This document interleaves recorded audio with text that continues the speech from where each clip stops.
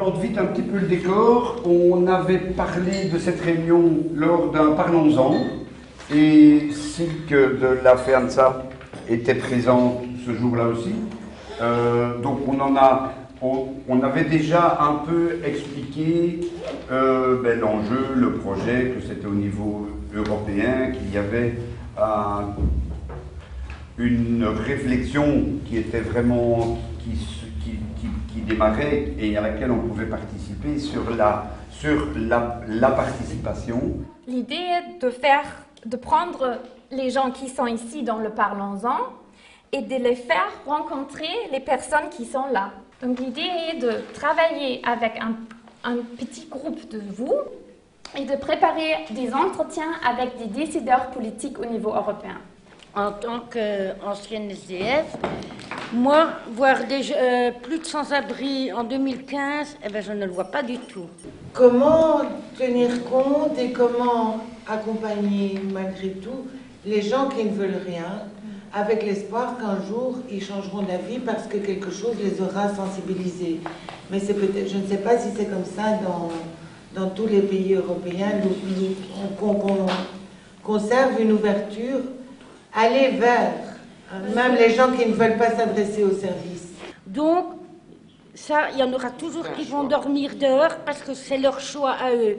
Alors, je ne vois pas comment on va les prendre, les amener dans les endroits pour dormir, parce qu'ils vont refuser. On ne va pas quand même leur mettre des menottes et les renfermer. Et je crois que c'est un point, mais vraiment très important. Comment on quitte la rue? Simplement parce qu'on a participé à une activité. On n'a pas de logement, d'accord. Il faut réclamer les logements, il ne faut pas avoir peur de dire il faut des logements. Mais il faut aussi dire, en attendant, il faut occuper les gens à faire des choses intéressantes et qui les mettent en valeur.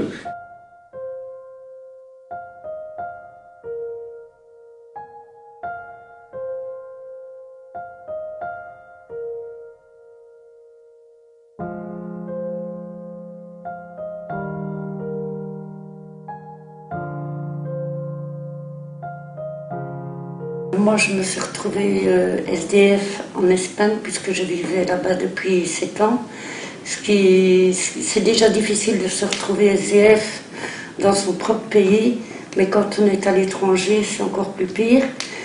J'ai dormi et alentour de moi, il y avait des rats aussi gros que des chats. Je suis un ex-détenu, ex-SDF, ex-alcoolique. Maintenant, j'ai un logement, cher et pas bien. Quand tu ne sais pas où dormir, quand tu ne sais pas quoi manger, pas s'occuper de la journée, tu te laisses aller. Tu as besoin d'un docteur, de psychologue, des éducateurs, des assistants sociaux, de tous les gens qui veulent t'aider. Ce ne sont pas des personnes que tu trouves dans la rue. Je suis tombé dans la rue tout bêtement, c'est qu'en 2002, j'ai fait une incarcération de 9 mois. Et là, je me suis retrouvé à 11h du soir au moment où j'allais aller dormir. Ce service social en détention, c'est 0. Et cette personne m'a dirigé vers le 3212, qui est l'urgence sociale qui est séparée sur la voie. Il faut trouver des réponses. C'est extrêmement difficile parce qu'on manque d'argent, le paysage institutionnel est compliqué, et parce que vos problèmes sont compliqués. Quand on a un problème de trottoir qui est à réparer, on met l'argent, on répare le trottoir, et puis c'est tout. Quand on marche dessus, normalement, on ne trébuche pas. Mais chez vous, c'est fort différent parce que c'est de l'humain et parce que vous ne réagirez pas comme vous réagirez ou comme vous auriez réagi. Parce que chacun a une histoire difficile, compliquée, qui fait en sorte...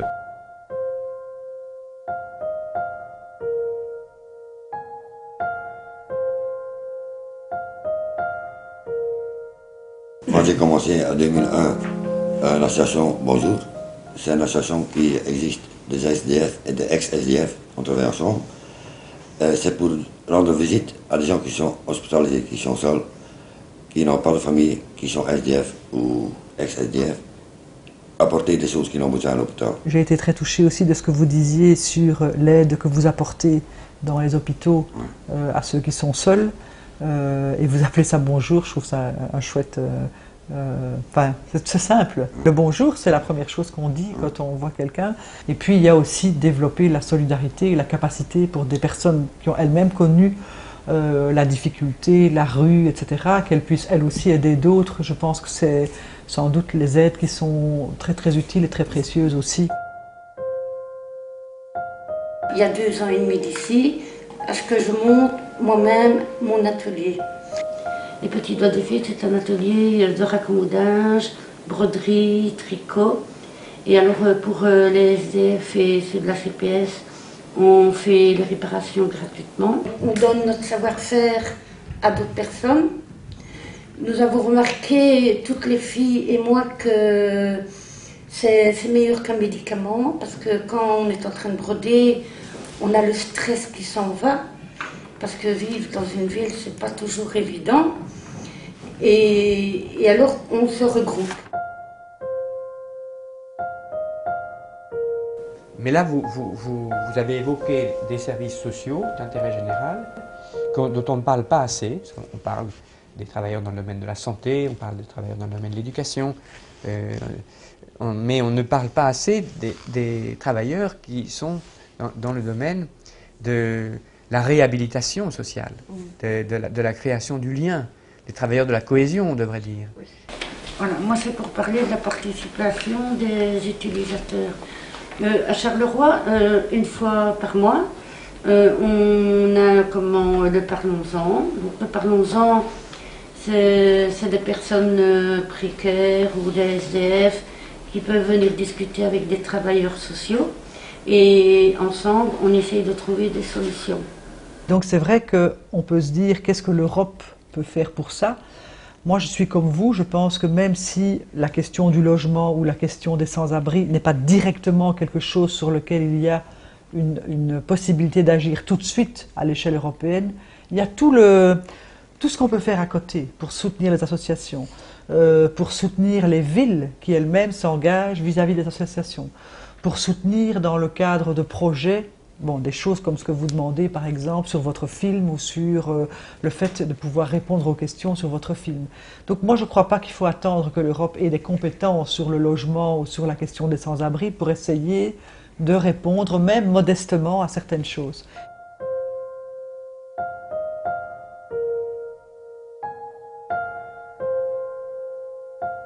Donc j'aimerais bien vous demander si vous accepteriez une invitation à venir à un Parlons-en. Je vous propose, et j'espère que vous acceptez, c'est de venir une fois 24 heures à Charleroi avec moi. On va tout faire. Il va dormir avec moi, manger avec moi, se laver au rebond, manger au restaurant du cœur, retourner au relais de santé. À 4 heures, c'est fini au rebond. Et on va voir qu'est-ce qu'il y a. Le monsieur ou la madame qui vient avec moi, qu'est-ce qu'il va faire? Comme ça, il peut faire un rapport pour la basique, mais aussi pour l'Europe. Je pense que c'est intéressant qu'on vous accepte de venir. J'espère que. C'est pour ça qu'il faut des rendez-vous réguliers entre les personnes qui sont comme vous dans ces associations et qui participent à une action de lutte contre la solitude et le mal-logement, qui savent de quoi ils parlent, puisqu'ils le vivent. Mais il faut qu'il y ait des rencontres régulières avec les responsables politiques pour pouvoir leur rappeler ce qu'ils ont dit. J'ai du mal à faire confiance aux politiques. Mais les 3 rendez-vous que j'ai eus m'ont beaucoup apporté. Parce que maintenant, je peux peut-être espérer qu'il va y avoir quelque chose qui va changer et qu'un autre monde est possible.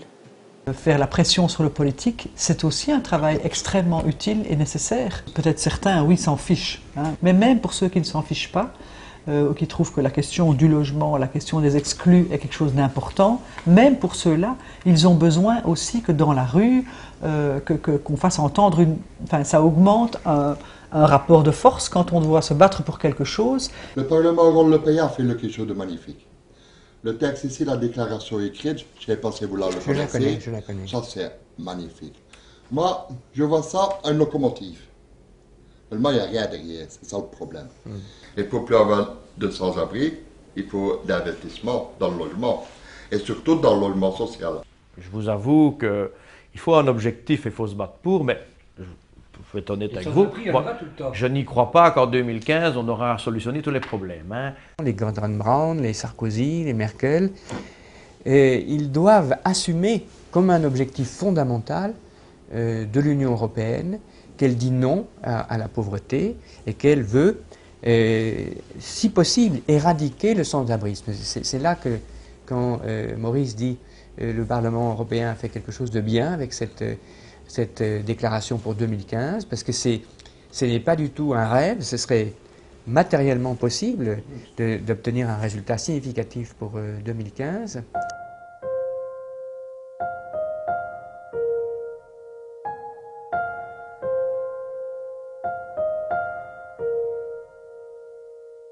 Pour moi, les deux réunions étaient très bien, mais c'est un autre niveau. Parce que le secrétaire d'État, c'était pour moi plus pour la Belgique qui s'intéressait. Ici, c'était plus pour l'Europe. Entre Coureur et Isabelle Durand, c'était un petit peu différent.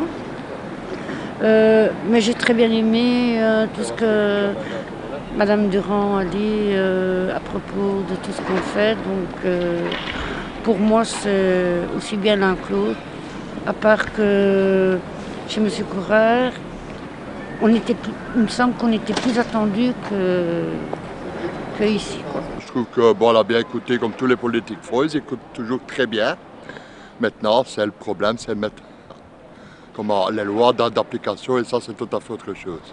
Parce que pour changer quoi que ce soit, il faut être beaucoup.